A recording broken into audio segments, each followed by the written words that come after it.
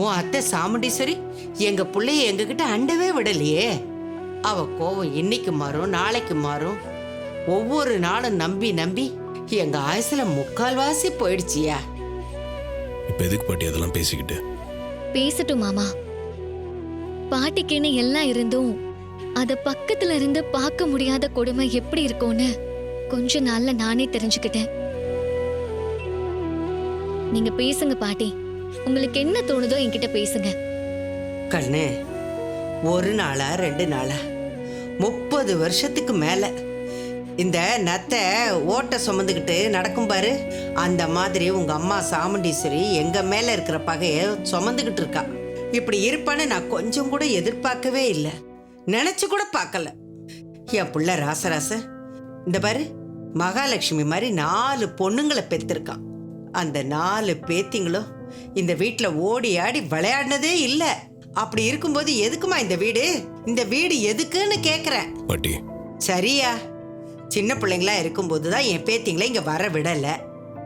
இப்பதான் அவங்கெல்லாம் வளர்ந்து படிச்சு பெரிய ஆளாகி அவங்கவுங்களுக்குன்னு ஒரு வாழ்க்கையை தேடிக்கிட்டாங்கல்ல.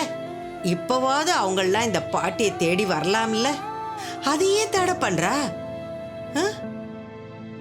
என் பேத்திங்கள்லாம் ஓடி விளையாடாத இந்த வீட்டுல என் கொள்ளு பேர பேத்திங்களாவது இந்த வீட்டுக்கு வரணும், வந்து விளையாடணும். நான் அவங்களெல்லாம் பார்க்கறதுக்கு எப்போ வருவாங்கன்னு நான் அவங்களையே எதிர்பார்த்து வாசலை பார்த்துக்கிட்டு இருக்கிறது எத்தனை காலத்துக்கு? அவளுக்கு எங்க மேல கோவம்னா அதை எங்களோடய நிறுத்திக்கலாம்ல. எதுக்கு உங்க வாழ்க்கையெல்லாம் பரிதவிக்க விடுறா? இதுக்கு காரணம் சொல்லியா? அத்தைக்கு நம்ம மேல கோவம் இருக்கு, ஆனா எங்களை பிரிக்கிற அளவுக்கு அவங்க ஒன்றும் கெட்டவங்க இல்லை பாட்டி. அவங்க கூட இருக்கிறவங்க தான் சரியில்லை. அது அவங்களுக்கே கூடிய சீக்கிரம் தெரிய வரும். அப்ப நம்ம எல்லாரையும் கண்டிப்பா புரிஞ்சுப்பாங்க பாட்டி. இன்னும் எத்தனை நாளைக்கியா? இன்னும் எத்தனை நாளைக்கு இப்படி நான் நம்பிக்கிட்டே இருக்கிறது?